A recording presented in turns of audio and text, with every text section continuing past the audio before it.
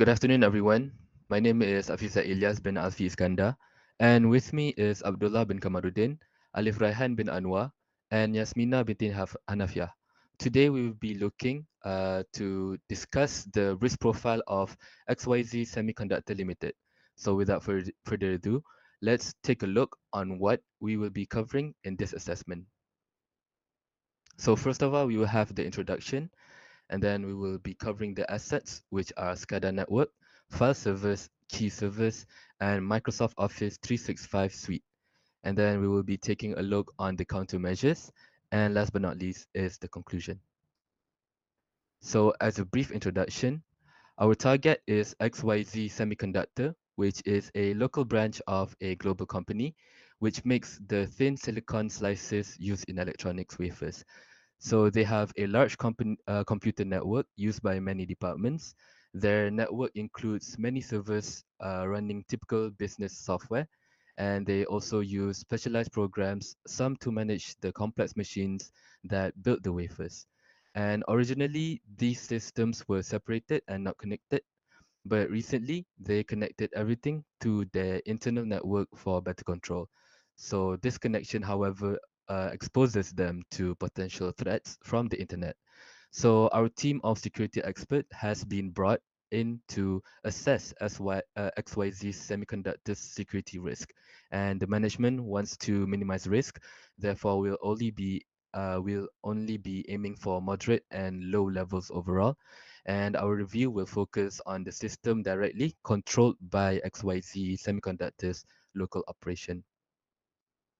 Now, it is important to understand and protect these critical assets for maintaining the company's operational integrity, compliance, and overall success.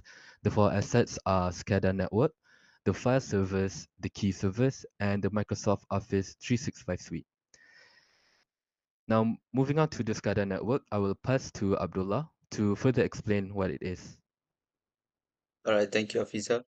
And for the SCADA, or Supervisory Control and Data Acquisition Network in XYZ Semiconductor Limited controls, they controls and monitors core manufacturing operations, ensuring safe, efficient, and compliant production.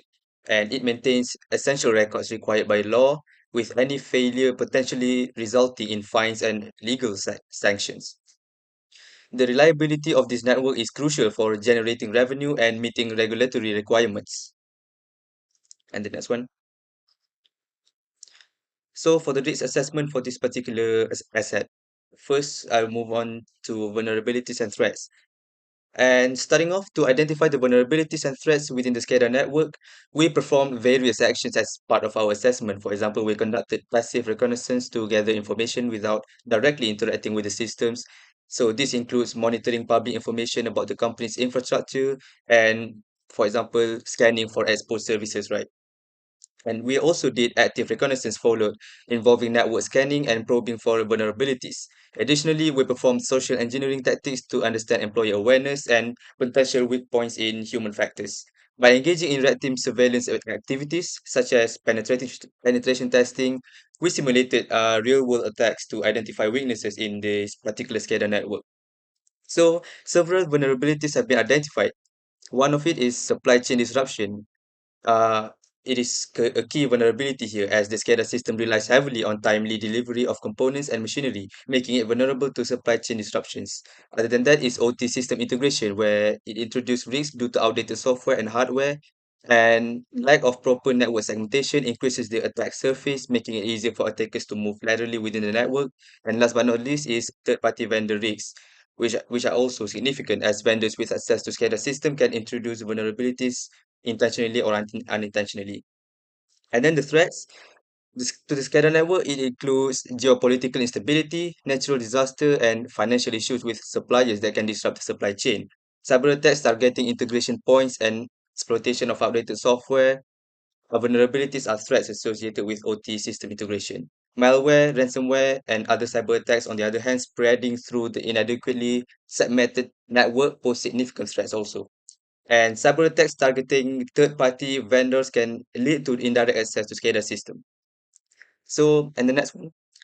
In terms of risk severity, the supply chain disruption has been identified as a moderate risk with a significant impact and a possible likelihood, resulting in a risk severity of 12. And then OT system integration is low, which is 8. Network segmentation and third-party vendor is also considered low here. And for the risk treatment, the first one is supply chain disruption. We can implement a supplier diversification strategy to help with this. And for OT system integration, thorough compatibility testing before integration is also essential. For example, simulating integration in a controlled environment can help identify and resolve potential issues. For network segmentation, strict network segmentation policy should be implemented, and this involves creating distinct network zones for SCADA and IT system. For example, utilizing firewalls, VLANs, and access control lists to enforce boundaries. And last but not least is third-party vendor, which is we can uh, implement a robust vendor risk management program. So this includes a thoroughly vetting vendors, assessing their security practices, and compliance with industry standards. Okay, moving on to the file servers. So what the file servers are is the place where the data are stored at. So this includes automatically generated or the manually created files.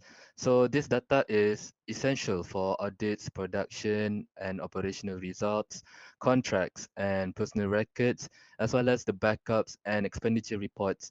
So this emphasizes that the need of data integrity and accessibility is important. So the vulnerabilities that we've encountered is number one is the incomplete and insufficient data backups. So failure to use adequate or effective data backup procedures could potentially lead to the possibility that the data will be lost permanently. And next is the manual data handling. So manual management of the data can lead to human errors by employees and in handling data stored on the multiple and various file servers, which could also intentionally or unintentionally damage the data.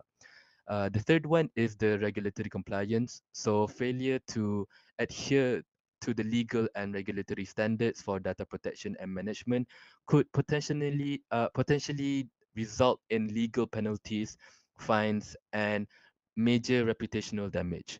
And last but not least is the data integrity. So software bugs, hardware failures, or malicious tampering can compromise the data integrity. So maintaining accuracy and consistency of the data is crucial.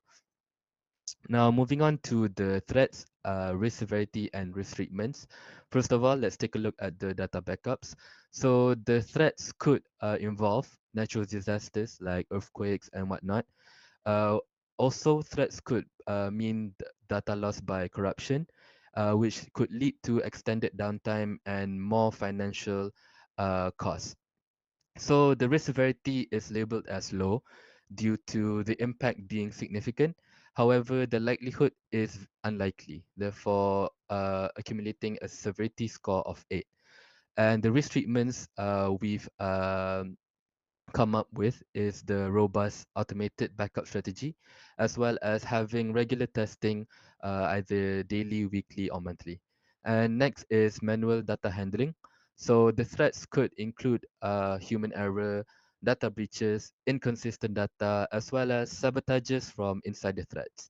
And the risk severity we've labeled as moderate, since the impact is significant and the likelihood is uh, likely. So the severity has a score of 16.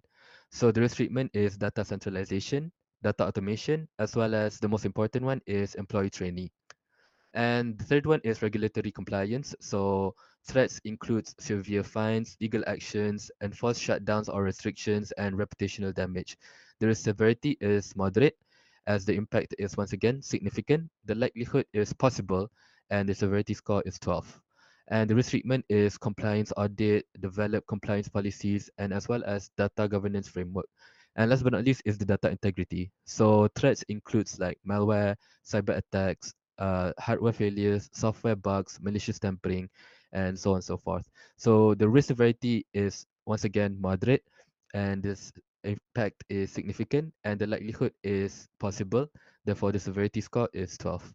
And for the risk treatment, is data encryption, access controls, data validation, and also IDS, which is intrusion detection system. Okay, thank you, Afiezar. Now I will explain the key servers of XYZ Semiconductor Limited.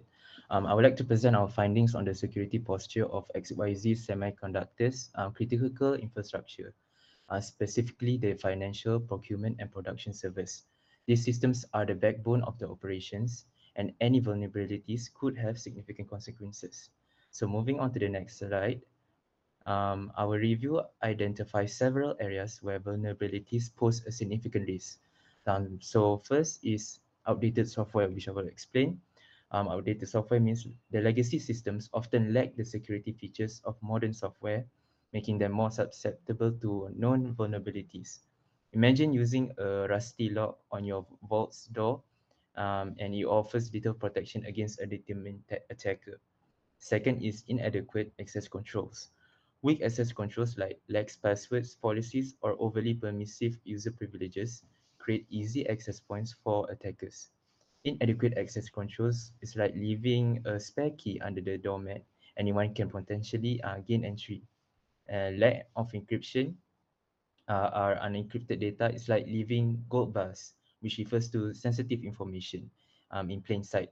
Attackers who gain access to your systems can easily steal this data if it's not encrypted. And fourth is weak network segmentation. When your critical servers are directly accessible from the internet or other parts of your network, it increases the attack surface. Imagine your vault's door is connected to a busy public street. Anyone can walk up and try to break in. So by addressing these vulnerabilities, it can significantly improve the security posture of your critical infrastructure. This will help XYZ Semiconductors' financial health, operational efficiency, and reputation. But from the vulnerabilities, we can conclude several moderate threats. Our review identified four major cyber threats requiring immediate attention. So if we move on to the next slide, I will explain the first being supply chain attacks. Next slide. So for supply chain attacks, imagine let's try to conquer something a scenario. Imagine a hidden backdoor into your high security vault. Supply chain attacks work similarly. Hackers exploit vulnerabilities in your supplier network to gain access. Weaknesses in suppliers' software or hardware can allow malware to infiltrate your systems through data updates. They might even impersonate suppliers through BEC attacks, tricking employees into revealing sensitive information or making fraudulent payments. The impact of this is that the attacks can compromise your critical servers, leading to data breaches, financial losses, and production disruptions. We recommend a four-pronged approach, which are vendor risk management, contractual security requirements, regular audits, and supply chain monitoring. On to the next one is zero-day attacks. So think of a brand new undetected hole in your vault's wall.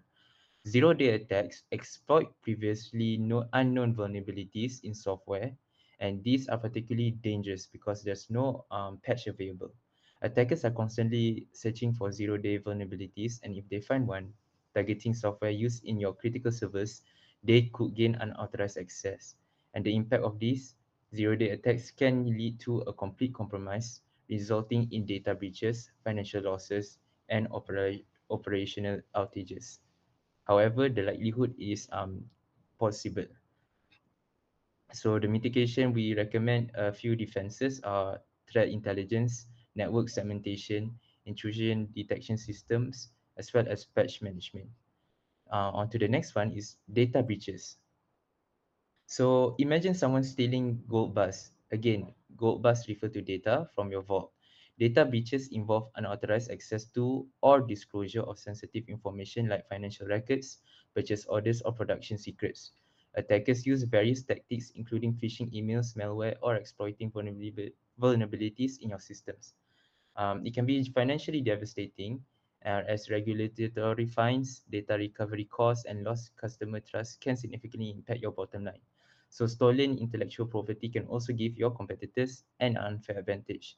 We recommend comprehensive security strategies such as data encryption, access controls, data loss prevention, as well as regular security audits. And for the final one is denial of service or DOS attacks. So imagine a mob blocking the entrance to your vault, preventing anyone from entering or leaving. So DOS attacks work similarly. Hackers overwhelm your servers with junk traffic, making them unavailable to legitimate users. This can prevent employees from accessing financial data, processing purchase orders, or monitoring production lines. Those attacks can cause significant financial losses due to operational disruptions and lost productivity. They can also damage your reputation for reliability and lead to customer dissatisfaction. We recommend these steps to fortify your defenses. First is like traffic filtering, redundancy, load balancing, and DOS protection services. So by addressing this threats, it can significantly improve the security posture of your critical infrastructure and safeguard XYZ Semiconductor's financial health, operational efficiency, and reputation again. So that will be all for key servers.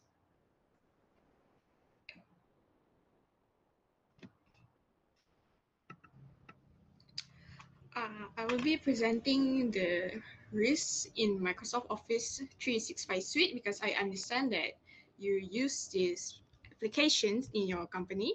So there are three vulnerabilities that I found within Microsoft thanks to my connection with them.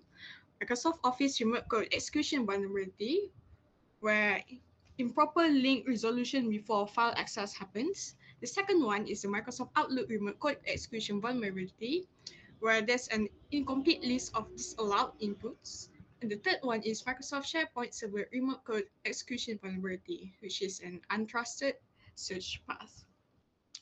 I'll spare you the details about what are these technical jargons and we go into the threats. Execution of unauthorized code of commands can happen due to the improper link resolution before file access.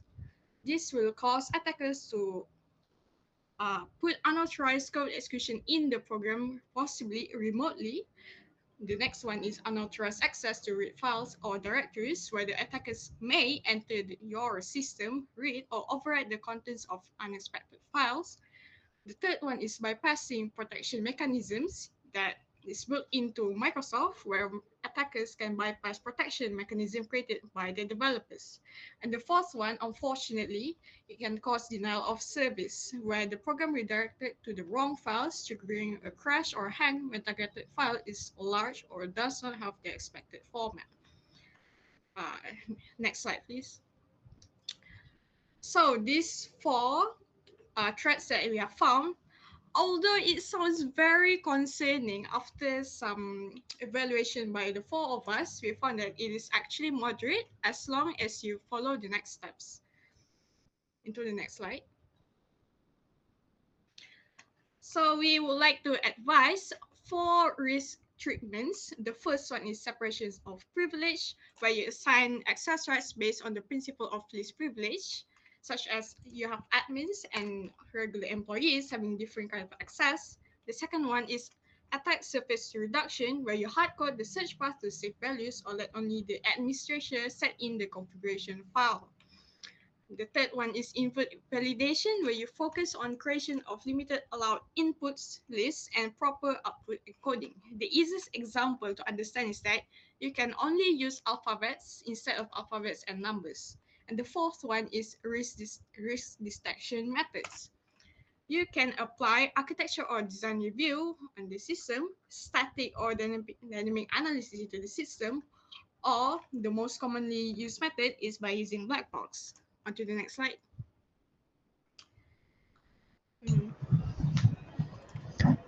Okay, so thank you, Yasmina. Now, moving on to the countermeasures. There are four countermeasures needed to be taken into account, which is number one is the policy. So high-level guidelines. So it's basically the big picture on how the organization approaches security. The next one is procedure, so step-by-step instructions. So basically the detailed plans that turn security goals into actions. And next is the controls, which are measures implemented to mitigate risk. So tools and actions used to make sure that everyone follows the security plan. And last but not least is the people involved in security, so the staff who make the security plan work and so on and so forth. So first of all, we will go through the policies. Abdullah, please. Right. So for countermeasures policies part, to ensure the first one I'll be starting is the first policy, which is the supplier and vendor management policy, or PL1 for the risk ID. To ensure a resilient and secure supply chain and manage third-party risks, we propose a supplier and vendor management policy, this particular one, addressing vulnerabilities from our risk assessment, particularly risks from R11, R14, R31, and R44. So this particular objective is to manage supplier and vendor relationships, thereby mitigating the associated risks. And the implementation steps include identifying and categorizing critical suppliers and vendors based on their operational impact. And next, we will establish criteria for evaluating their reliability and security, and then including performance metrics, financial stability, and industry compliance. Regular assessment and audits will ensure ongoing compliance and reliability. So this includes scheduled reviews, security audits, and financial evaluations. Additionally, a protocol for immediate response to supply chain disruptions will be established with predefined action plans for quick recovery. And the resources required from this is to include the procurement team for assessments, the vendor management team for audits, and the IT security team for implementing security protocols. And the procurement manager and vendor management will oversee this policy's execution. And the next one is to second policy, which is develop and implement data security policy. So to define clear data security guidelines and address risks R21, R22, and so forth and so on, we recommend developing a comprehensive data security policy where this aims to enhance file server data security through structured data classification and protection. So first, a workshop with relevant stakeholders, for example, IT, legal, and department heads will identify stored data types and sensitivity levels. Based on this, a data classification scheme categorizing data as confidential, internal, or public will be developed. So next, the data security policy will be updated to include file server security, referencing the classification scheme and outlining procedures for access control, data transfer, and data disposal. The updated policy will be reviewed and finalized with legal and management input. So the implementation requires collaboration between the legal department and IT security team. Management and legal will oversee and approve the policy. And the third one is data protection policy. To protect sensitive data from unauthorized access and breaches, we propose a data protection policy to address these risks. And the objective is to establish robust data protection measures, including encryption and access controls. First, a policy outlining an organization's approach to data protection will be developed, detailing encryption tools, technologies, algorithms, and key management practices.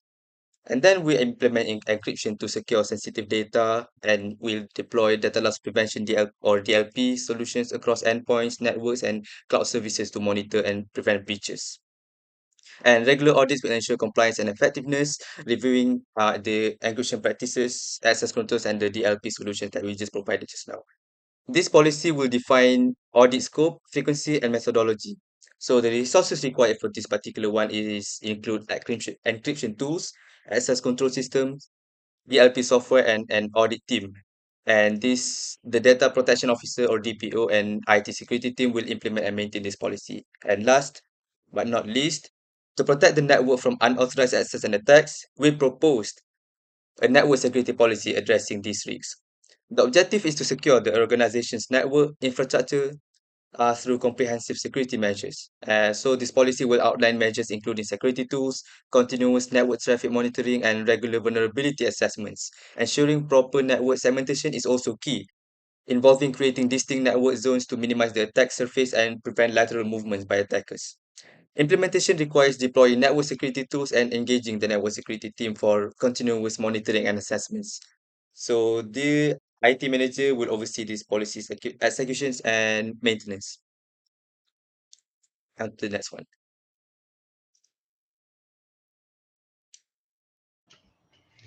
Now I will present the countermeasure procedures. So briefly explaining, first is operational technology system integration, which is critical for ensuring secure and efficient manufacturing processes, conduct an assessment of existing OT systems, develop a secure integration plan, continuously monitor for any threats, and ensure that regular updates and patches are applied. Second is data backup and recovery procedures, which protects against data loss. So regular data backups, offsite storage, backup testing, and a comprehensive recovery plan ensure that data can be restored quickly and accurately in the event of a loss. And lastly, incident response procedures are crucial for managing security incidents effectively. The key steps include preparation, identification, containment, eradication, recovery, and lessons learned. These steps ensure a coordinated response to minimize the impact of incidents. Now move on to the next one. Alright, so moving on to the controls. The first one, CR1, is network monitoring and incident response control. So what it does is this control aims to quickly detect and respond to security incidents on the network, minimizing potential damage. So early detection and response to security incidents can prevent major disruptions, data breaches, and financial losses. So how it works? So firstly, IT security uses monitoring tools to continuously scan the network for suspicious activity, and then a detailed incident response plan outlines roles and responsibilities for handling security incidents. Then the staff receives training on how to identify and report security incidents and how to follow the response plans. And last but not least is the plan is regularly reviewed and updated to address new threats and lessons learned from past incidents. And next, CR2, which is implement access controls. So what it means, this controls, it restricts access to data on file servers, ensuring that only authorized users can access specific information. So why is it important? Restricting access reduces the risk of unauthorized data disclosure, modification, or as well as deletion. So IT security, first of all, reviews access rights on all file servers to identify unnecessary permissions. Then it uses role-based access controls, granting access based on job roles and specific data needs, meaning the principle of least privilege is used. And last but not least is file permissions are configured to restrict access to sensitive data. For example, some users might only need read only access for specific files. And last but not least is CR3, which is data loss prevention. So this controls the deploys DLP solutions to prevent sensitive data from being transferred unauthorized ways such as email attachment or USBs. And DLP helps prevent accidental or intentional data leaks, protecting sensitive data and complying with data protection. So IT security identifies the organization's data protection needs and choose appropriate DLP solutions. DLP agents are deployed on employees' computers, and DLP is integrated with network devices like firewalls and email gateways. DLP policies are created and updated based on data protection needs, emerging threats, and changes in the organization. Periodic audits ensured compliance with these policies. And last but not least, CR4, multi-factor authentication. So this control adds an extra layer on of security to logins requiring a second factor in addition to username and password. So it is important because MFA significantly reduces the risk of unauthorized access even if a password is compromised. I will be presenting the countermeasures for your people. There are three countermeasures that we found. The first one, PEP, one dedicated SCADA security team. The objective of this countermeasure is to ensure focus and expert management of SCADA network security, addressing unit risks and vulnerabilities. The implementation steps is to first recruit SCADA security experts, train on them, define team roles, review SCADA network, foster team collaboration across departments. Though the resource required for this is the recruitment of SCADA security experts, training programs, security review tools. The responsible party in your company will be your HR department and IT team. The second one is PP2, conduct security awareness training. The objective of this is to educate employees on secure data handling practices for file servers. The implementation steps are to create training on data classification, secure transfer, safe disposal. The second step is to provide server security awareness training, and the third one is to conduct periodic refresher training. The resource required for this is your IT team again and HR department. The responsible party is IT department management. The third one is PP3, Incident Response Team IRT formation. The objective of this is to ensure a coordinated and effective response to security incidents. The implementation steps are: the first one is to recruit team with defined roles, the second one is to train on incident response protocols, and the third one is to conduct regular response drills. The resource requires are training materials, incident response tools. And the responsible party for this is to recruit IT security teams, Cisco. Yes. And lastly, we've met our conclusion, and that is this whole comprehensive risk assessment. We have identified and analyzed critical security risks associated with four key assets of XYZ Semiconductor Limited: SCADA network and nodes, file servers, financial procurement and maintenance production servers, and the fourth one is Microsoft Office 365 suite. The assessment evaluated the severity of each risk by considering both potential impact and likelihood, and lastly, and ultimately, the risk severity, and provided actionable strategies to mitigate these risks, enhancing the company's overall security posture. So, key findings reveal significant vulnerabilities due to increased network connectivity of SCADA system, insufficient data backups and manual data handling for file servers, outdated software and weak access controls for financial and production servers, and potential security gaps within the Microsoft Office 365 suite.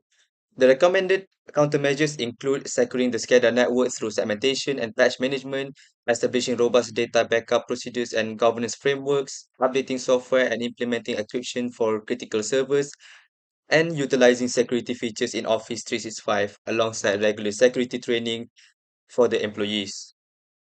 And finally, by prioritizing all this and implementing these comprehensive countermeasures, SYG Semiconductor Limited can significantly enhance the security of their IT infrastructure and safeguard their critical assets. Moving forward, focusing on implementation plan and addressing the most severe risks first will help create a more secure and resilient IT environment for the company.